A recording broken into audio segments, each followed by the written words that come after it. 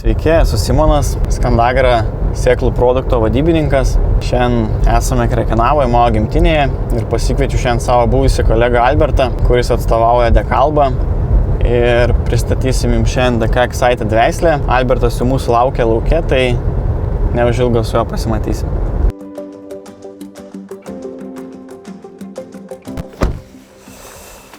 Sveikas, Albertas. Sveikas.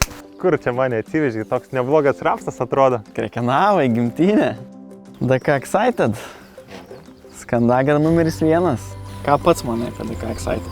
Na, žinai, DK Excited ganėtinai nauja selekcijos veislė mūsų Bayer portfelyje. 2 metai Baltijos šalyse, bet bendrai žiūrint į Bayerio visus pardavimus, ne viso regiono, tai šį metai planuojam, kad bus numeris 1 veislė arba didžiausia veislė pas mus iš viso portfelio. Žinai. Turiu klausimą tau, ar kad nors pagalvoju, kiek derliaus priedo atsiranda dėl naujesnės selekcijos, naujesnės genetikos. Tai kiek pats domėjausi, naujos selekcijos veislės atneša derliaus priedą apie 100–150 kg. Iš hektarų, ne? Yra tokia žemės ūkio ir maisto formos Vokietijos Humboldto. Jie darė tyrimą ir tyrė selekcijos naudą ir paskelbė tokius rezultatus, kad nuo 2000 iki 2020 metų kasmetinis derliaus priedas buvo 1,16%. Skirtingai nuo kultūrų, aišku, bet vidutiniškai buvo per 1%. Tai per 20 metų mes turim 5% didesnį derlingumą vien dėl naujesnės selekcijos. Be abejo, mes atliekam daug tyrimų prieš pateikdami veislę komercijai arba jum ir jūs patys tyrėtės ir manai matom tą naudą, tai ūkininkų jau lieka tik tais pasirinkti tą naują veislę ir sėti, o neabejoti, kad dar senesnė kažkokia yra geresnė. Albertai, minėjai apie tyrimų skaičių. Realiai žinau, kad Bayeris atlieka daug tyrimų. Tai gal galėtum pasakyti, kokia yra ta apimtis ir jeigu konkrečiai, jeigu kalbam apie DK Excited, kur jisai buvo tirtas ir kokia realiai tų tyrimų apimtis. Prie tyrimų pridedant omeny, kad kas mums Baltijos šalims svarbu iš tikrųjų ne tik derlius, bet ir žemkintiškumas, nes esame labai jautrus tam. Selekcijos stotis yra Prancūzijai, Bosei, tai iš tikrųjų ten darom visą pagrindą savo selekcijos omeny, bet mes patys pozicionuojam veislės tiek atlantiniam klimatui, atlantinio tipo šalim, tiek kontinentalaus, tiek ultrakontinentalaus. Tai tos veislės, kurios įeina į ultrakontinentalų paketą vadinamą, jos tinkamos mūsų šalim, nes pas mus yra žemkintiškumas. Ir kuom pagrindas skiriasi atlantinės veislės nuo ultrakontinentalių, tai iš tikrųjų atlantinės jos turi greitą augimą. Tiek iš rudens, tiek iš pavasario jos labai greitai auga ir iš tikrųjų tokiom kaip UK reikia tokių dalykų, ypatingai su vabalais kovojant.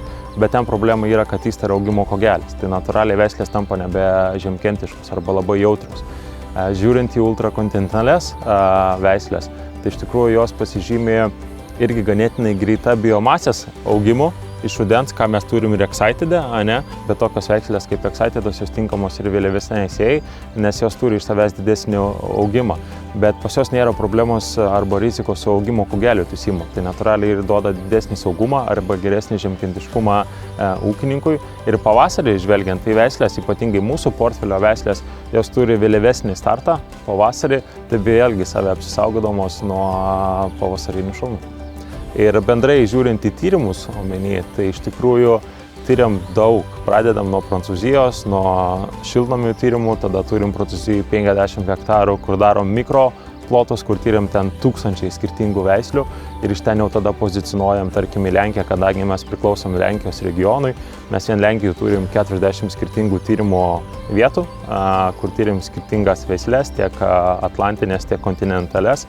Ir jau iš ten tada matom, kurios veislės tinka, tas jau tada duodam arba aplikuojam į registracinius, paraleliai tada tyriam marketinginiuose bandymuose ir po marketinginių, jeigu gaunam registracijas, tada mes jau pušinam iš tikrųjų į pardavimus, omeny arba duodam jum kaip distributoriam teisę atstovauti ir vėlgi paraleliai mes darom marketinginius tyrimus, kam to reikia ir iš tikrųjų ūkininkus skatinu tą daryti, nes tokiu būdu tu atsirenki, kas geriausia, tu tada tiksliai žinai pozicionavimą, kur veislė tinkamiausia, kada tinkamiausia sėti, kokie jos pliusai, minusai ir panašiai. Tai po to visus tos duomenis surinkam, natūraliai teikiam jum, bet vėlgi skirtingi metai, vienodų metų nėra žemės ūkyje, tai mes visada turim skirtingus rezultatus, bet turim kur kas platesnį vaizdą iš tyrimų ir galim būti kur kas tikslesni. Tai tam ir reikalingi tie tyrimai. Kiek realiai praeina laiko, kad veislė iš tikrųjų ateitų nuo tos selekcinės stoties iki ūkininko pasėlio?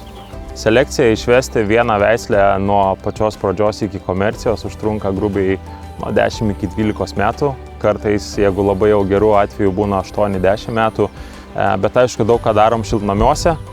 Šiltnamiuose mes turim 2 ciklus per metus, tai galim dvigubai pagreitinti visą etapą. Bet vėlgi, mums reikia bent 6 metų, kad mes viduje, tarkim šiuo metu Prancūzijoje, kad atsirinktume, kas mums tinka.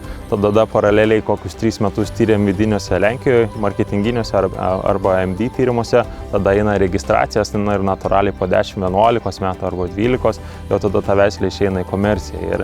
Ir komercijoje iš tikrųjų veislė gyvoja maksimum 3-4 metus, kada jinai pasiekia savo piką ir vėl tada jinai nueina, nes naujos ateina veislės.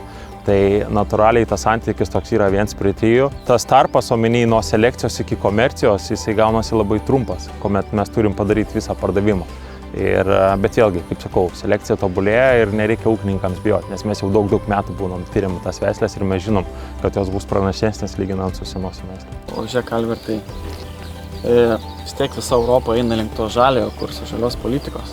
Tai į ką atsižvelgia selekcininkai, kurdami naujas veislės? Selekcininkai kaip ir tokie aiškiaregiai turi būti šiai dienai, bet kaip ir pats sakei ir ką mes irgi matom, kad daug kas šneka, kad dėl tų žaliųjų politikų stipriai kris derlingumoje, ne? Tai derliaus potencialą mes turim jau senai didelį ir iš tikrųjų bandymo stotyse pas mus tonos vyrauja tarp 7-6 tonų, ką gamybiniuose plotuose pastarosius keletą metų mes sugebam pasiekti 3,5-2,5 tonos, ne?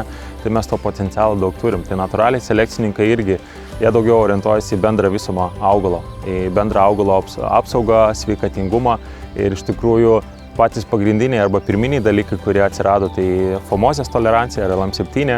Dekalba stipriai pradėjo eiti ant ankšturų atsidarimų, kas duoda labai didelį universalumą ir lankstumą derliaus kūlimo metu. Tu gali išlaikyti rapsą kur kas ilgiau ir jeigu turi, tarkim, jautresnės kultūros kaip saliklinius miežius ar ten kažkokius labai ankstyvus kviečius, tu natūraliai gali nusikulti ir prancūzai iš tikrųjų pirmą dabar pula kviečius, o po to tik tais rapsą. Na ir tada, aišku, atėjo ropių geltos virusui atsparumas ir pagal bandymus, kai žiūri veislės, kurios turi atsparumą ropių geltos virusui, jos turi kur kas didesnį derlingumą, ypatingai Baltijos šalyse, nes šiai dienai daug augalų yra apkrėstų šią ligą iš rudens. Mes tiesiog plika akim nepastebėm arba dažniausiai maišom su kintais simptomais.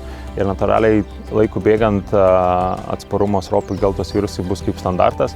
Na ir toks vienas naujesnių dalykų, kuris irgi apie ką šnekam prie aukštų trąšų kainų, ne, tai yra efektyvus azoto valgymas. Čia nėra genas kažkoks, čia yra daugiau veislė, kaip jinai sugeba azotą pasisavinti. Tai Excitedas šiai dienai turi viską, ką išvardinau omeny, tai yra toks pilniausias paketas šiuo metu ir tas pats azotas omeny, tai vėlgi nereikia klaidintis, kad reikia naudoti mažesnės azoto normas, nes iš tikrųjų tas efektyvus azotas rodo, kad veislės, kurios turi tą savybę, jos pasisavins azotą geriau, lyginant su tom, kurios neturi, nes natūraliai, kai išteršiam tam tikrą azoto normą, nereiškia, kad augalas 100% tą pasiema. Tai veislės tiesiog sugebės daugiau to azoto pasiimti ir jos bus kur kas lankstesnės, omeny ypat sudėtingom sąlygom, tai natūraliai jos vėlgi turės didesnį derliaus potencialą arba sugebės apsaugoti tą derliaus potencialą. Pašnekėjom apie žemkintiškumą, pašnekėjom apie genetiką, o kaip yra derlingumas būtent tokia Excited veislės? Tai daug ką pasako, minytas, kad didžiausia veislė šiai dienai iš Bairio portfelio. Tai rodo, kad ne tik mums Baltijos šalim tinka ta veislė, tai bendrai per mūsų visą regioną einanti veislė, rodantys stabilius ir aukštus derlingumus. Tai iš tikrųjų paimkim kaip pavyzdį Cuboro, Lenkijos tyrimo stotį ten, kur 3 metus iš eilės jau po registraciniuose yra numeris 1 veislė. Į Latvijos oficialius pažiūrėsim irgi vėlgi, tai topose sėdinti veislė. Mūsų Lietuvos privačius bandymus pažiūrėsim ištisai, omenyje veislė turinti aukščiausius derlingumus. Aišku, derlius yra viskas, nes be viso kito, tai be derliaus visa kita yra niekas, ne? Tai svarbu yra derlius, bet aš kaip augintojas šiai dienai daugiau žiūrėčiau veislę, kuri turi daugiau apsauginių tų savybių, nes potencialo mes ir su senesnom veislėm turim, bet natūraliai tos visos naujosios savybės veislėse, kurios yra sudėtos, jos tiesiog tau padės arba leis pasiekti maksimalų derlių. Ir tarkim, Excitedas šiai dienai jis tiek tinkamas tiek intensyviam ūkiui, kuris nori siekti aukštumų 5 tonų ir daugiau, nes iš savęs jisai galės tą padaryti, bet ir ekstensyviam, kurie norim su mažesniam sąlygom turėti aukštesnį derlingumą, nes vėlgi tiesiog augalas sveikingesnis, geriau azotą pasiema omeny, toleruoja ten ta pati verticiliozė omeny, yra Anglijai nustatyta, kad Excitedas ganėtinai aukštai toleruoja verticiliozę. Tai iš savęs labai sveikas augalas ir puikus pasirinkimas šiandienai turbūt ūkininkams. Tai ką, tai ačiū Albertai, kad atvažiavai į Krekenavą, į mano gimtinę, aplankėm DK Excited lauką. Ir dabar gal kažkiek įlysim pasižiūrėti, kaip iš tikrųjų atrodo. Iš tikrųjų bus įdomu sužinoti, kokie galutiniai rezultatai, nes šiai dienai rapsas, atrodo galingi.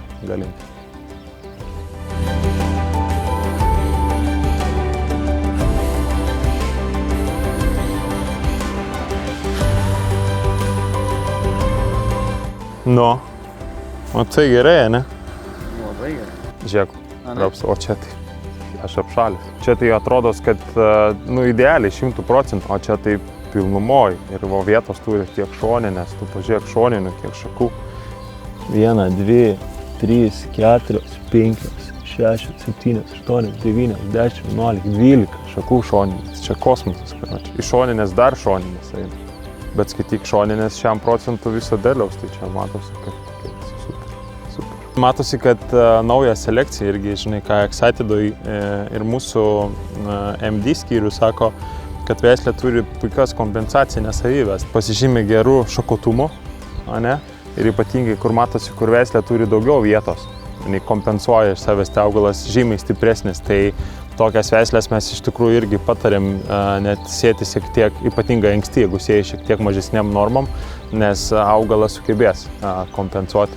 Ir dar vienas svarbus dalykas, ką verta paminėti iš tikrųjų, kad visos dekalbos sėklos šiemet yra beicuojamos tik Senigold. Tai vieninteliu šiai dienai rinkoje registruotų fungicidinių beitų, kuris lyginant su senaisiais standartais kaip tiramais turi geresnį efektyvumą prieš famozę, alternariją arba rizoktoniją, ir net nelyginant su biologiniais, kas šiai dienai omeny populiaru arba didžiausia dalis sėklų yra parduodama. Ir žinai, atsitikus gyvenimui, kad lieka sėklos sandėlyje, tai tu su fungicidiniu beicu jokių problemų dėl efektyvumo neturėsi ir kitais metais. Šiai dienai toksai standartas kitose irgi šalyse ir iš tikrųjų turbūt pats stipriausias beicas rapsų lygom pradiniam apsaugoti. Ir matos pats augalas, kad iš savęs sumenyvo, jis yra visiškai sveikas. Net apatinis. Žalias, gyvybingas ir tvarkingas labai. Čia dar jisai augs, tai čia po savaitės Simonas nebesimatys laukose. Geras rapsas. DK Excited. Čia turėtų nešti gerai, dabar lietaus gavę. Aukit toliau.